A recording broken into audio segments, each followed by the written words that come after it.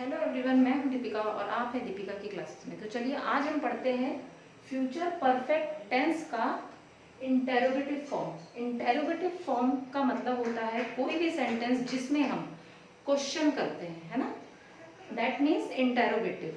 ठीक है। और परफेक्ट टेंस चाहे वो कोई भी हो, जिसमें कोई भी काम का कंप्लीट होना दर्शाता है या कोई भी काम जो कंप्लीट हो जाता है, इट मीन्स कोई भी काम जो परफेक्ट हो जाता है। ठीक है। तो आज हम जो पढ़ रहे हैं फ्यूचर परफेक्ट टेंस का इंटेरोगेटिव, उसमें क्या है कि कोई भी काम जो परफेक्ट हो जाएगा फ्यूचर में, है ना। फ्यूचर तो ऐसा है कि हमें पता नहीं है कि कल क्या होने वाला है ना, या 1 घंटे बाद क्या होने वाला है, तो ये हमारा फ्यूचर है। मगर कोई भी काम जो फ्यूचर में जाकर परफेक्ट हो जाता है और उसमें क्वेश्चन भी हम कर रहे हैं, तो इस टाइप के जो सेंटेंस होंगे वो फ्यूचर परफेक्ट टेंस के इंटेरोगेटिव फॉर्म में आएंगे। चलिए अब हम इसकी पहचान देख लेते हैं। पहचान हिंदी के सेंटेंस में क्या होनी चाहिए। तो हिंदी के सेंटेंस में चुका होगा, चुकी होगी, चुके होंगे, ये तो कॉमन इसकी पहचान है। अगर इंटेरोगेटिव है तो उसके आगे क्या लग जाएगा, किसी भी वाक्य में, किसी भी सेंटेंस में हिंदी के, तो ये इससे हम पहचान लेंगे कि ये फ्यूचर परफेक्ट टेंस का इंटेरोगेटिव फॉर्म के सेंटेंस है। अब इसका फॉर्मूला देख लीजिए आप, है ना। कोई भी टेंस आप पढ़ लीजिए, कोई भी, है ना। जब भी हम उसका इंटेरोगेटिव फॉर्म बनाते हैं तो उसमें जो ऑक्सिलरी वर्ब होता है ना, जिसको हम हेल्पिंग वर्ब भी कहते हैं, वो हमेशा आगे आ जाता है। Always comes in the front of formula. तो इसमें फ्यूचर परफेक्ट टेंस में जो ऑक्सिलरी वर्ब और जो हेल्पिंग वर्ब हमने यूज करा है या यूज करते हैं, वो विल और शैल होता है। Because this is interrogative tense, that's why auxiliary और helping verb comes in a front of formula. Okay, तो विल शैल आगे आ जाएगा, फिर सब्जेक्ट आ जाएगा, फिर हैव आ जाएगा, फिर वर्ब का थर्ड फॉर्म आ जाएगा, फिर object and at last question mark. Question mark is very necessary for any type of tense which is interrogative, because अगर क्वेश्चन मार्क है इट मीन्स कि इट इज इंटेरोगेटिव सेंटेंसेस। ठीक है। इसमें एक चीज तो हमको ये ध्यान रखनी, इंटेरोगेटिव सेंटेंस में एक तो हमारा ऑक्सिलरी या हेल्पिंग वर्ब आगे आ जाएगा, पहली चीज जो हमको ध्यान रखना है। सेकेंड थिंग इज दैट कि at last in the any sentence there is question mark is very necessary. Okay, and the third thing is that कि परफेक्ट टेंस कोई भी हो और उसमें कोई भी फॉर्म हो, उसका हमेशा वर्ब का थर्ड फॉर्म लगता है। तो इसके सेंटेंस आपको बनाने के लिए या फिर कोई भी वाक्य को कन्वर्ट करने के लिए आपको वर्ब का थर्ड फॉर्म आना बहुत जरूरी है। वैसे तो टेंसेस में सारे वर्ब आना चाहिए, but if in case of perfect tense at least you know the third form of verb, then you will be able to do or convert any sentence into perfect tense। तो आगे हम चलते हैं, example की help से हम इसको और इजीली आप समझ पाएंगे। जैसे this is the first example, क्या वह जा चुका होगा। क्या वह जा चुका होगा, इट मीन्स हम फ्यूचर की बात कर रहे हैं, हमें ये पता नहीं है, हम एक आइडिया लगा रहे हैं क्या वह जा चुका होगा, है ना।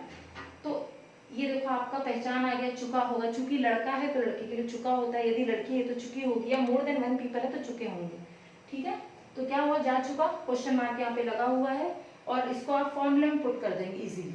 तो आपका सबसे पहले आ जाएगा विल शैल में आपका विल आगे आ जाएगा, और आपका सब्जेक्ट क्या है, वह का मतलब ही भी हो सकता है और शी भी हो सकता है, मगर यहाँ पे चुका होगा इट मीन्स लड़का है तो ही होगा, तो यहाँ पे ही आ जाएगा, और हैव आ जाएगा, और वर्ब का थर्ड फॉर्म। तो यहाँ पे जाना जो है वो क्रिया है, और जाने को इंग्लिश में गो बोलते हैं, और गो का थर्ड फॉर्म होता है गॉन। ठीक है। और एट लास्ट क्वेश्चन मार्क। तो ये जो आपका सेंटेंस बन गया वो फ्यूचर परफेक्ट टेंस का इंटेरोगेटिव का बन गया। ठीक है। अब आप सेकेंड एग्जाम्पल देख लीजिए, क्या वे सो चुके होंगे, मतलब ये भी फ्यूचर को ही दर्शा रहा है, क्या वे सो चुके होंगे। ठीक है। फिर इसमें भी आपका विल आगे आ जाएगा। वे को इंग्लिश में दे बोलते हैं, एक से ज्यादा लोग, तो यहाँ पे दे आ जाएगा। ठीक है। फिर आपका हैव आ जाएगा। फिर सोने को स्लीप बोलते हैं, और स्लीप का थर्ड फॉर्म होता है स्लेप्ट, तो यहाँ पर आ जाएगा slept. And the third one is क्या मैं पहुंच चुका हूँगा, जैसे मतलब मैं कहीं भी जाने की बात कर रहा हूँ या कर रही हूँ, जैसे मैं क्या कल दिल्ली पहुंच चुका हूँ या कल बॉम्बे पहुंच चुका हूँ, it means I am and we are talking about future, है ना। फ्यूचर में कोई भी काम परफेक्ट होने की बात हो रही है।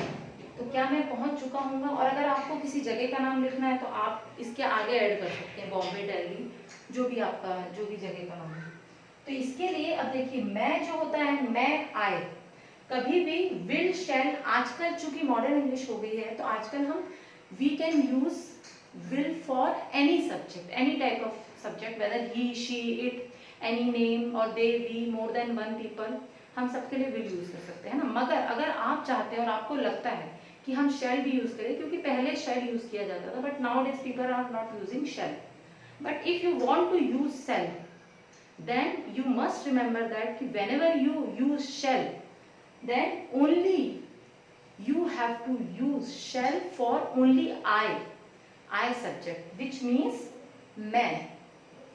तो आपको इसमें, मगर ये है कि अगर आप will भी यूज करना चाहें तो will भी यूज कर सकते हैं, shall भी यूज कर सकते हैं, मगर shall अगर यूज करेंगे तो only I के साथ करेंगे, है ना। और चाहें तो will भी यूज कर सकते हैं, क्योंकि वो तो सारे सब्जेक्ट के लिए।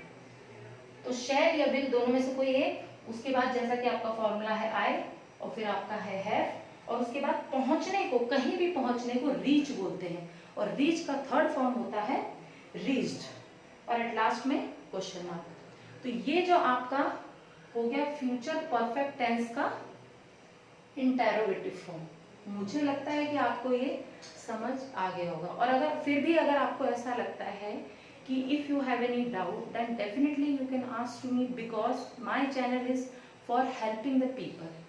तो ठीक है, आज के लिए इतना।